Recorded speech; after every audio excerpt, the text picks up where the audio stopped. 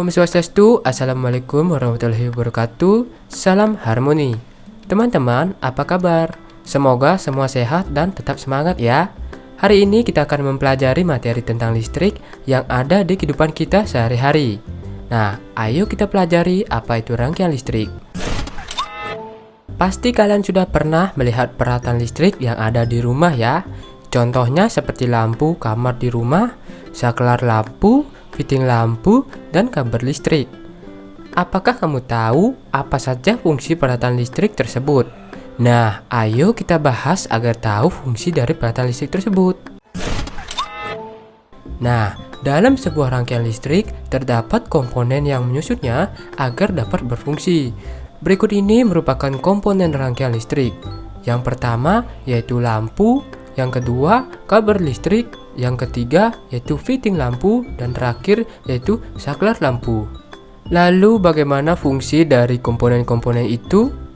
Nah, jadi fungsinya, lampu ini adalah peralatan listrik yang berfungsi sebagai penerangan di malam hari.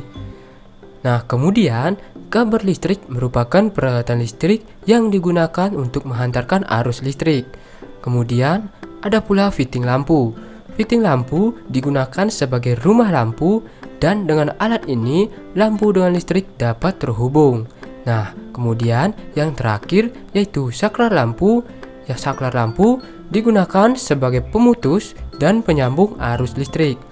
Itulah kenapa saklar digunakan untuk mematikan dan menghidupkan peralatan listrik di rumah.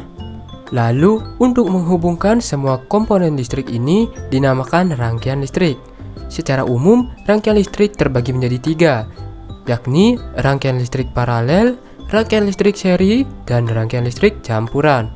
Nah, untuk yang pertama yaitu rangkaian listrik paralel, yang merupakan rangkaian listrik yang dibentuk oleh beberapa komponen dan dihubungkan dalam beberapa cabang.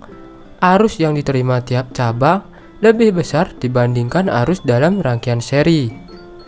Kemudian, yang kedua yaitu rangkaian listrik seri. Rangkaian listrik seri adalah suatu rangkaian listrik di mana input suatu komponen berasal dari output komponen lainnya. Hal inilah yang menyebabkan rangkaian listrik seri dapat menghemat biaya digunakan sedikit kabel penghubung. Kemudian, yang terakhir yaitu rangkaian campuran. Rangkaian listrik campuran merupakan kombinasi dari rangkaian seri dan rangkaian paralel. Biasanya untuk karakteristik maupun hukum yang berlaku tetap pada kedua rangkaian seri dan paralel itu sendiri.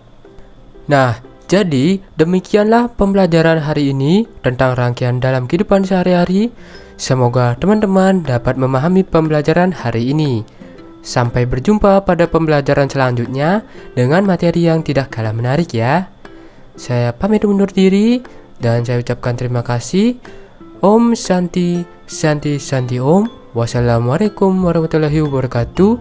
Salam harmoni.